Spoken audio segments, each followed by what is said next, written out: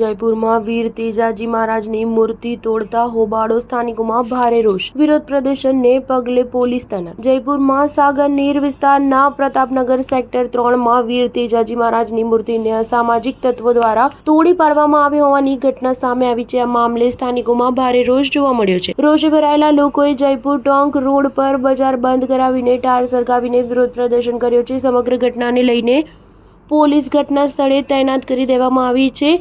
નાગોરના સાંસદ હનુમાન બેનીવાલે આ ઘટનાની નિંદા કરી હતી. આ સાથે તેમણે જયપુર પોલીસ કમિશનરને આરોપીને ઝડપીને કડક કાર્યવાહી કરવાની માંગ કરી છે. તેમણે કહ્યું કે અસામાજિક તત્વો દ્વારા આવી હરકત શ્રદ્ધાળુઓની મજાક છે, જેને સહન કરવામાં આવશે નહીં. રાજસ્થાન સરકારે માર્ચ 2023માં વીર તેજાજી કલ્યાણ બોર્ડની રચના કરવાની જાહેરાત કરી હતી, જેનો ઉદ્દેશ્ય સમાજની સ્થિતિનો અભ્યાસ કરીને પછાતપણું દૂર કરવા માટે સૂચનો આપવાનો છે.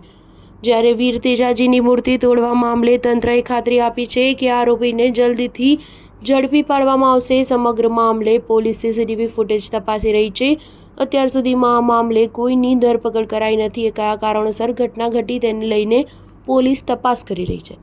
સ્ટાર ન્યૂઝ 7 હંમેશા સચ્ચાઈની સાથે.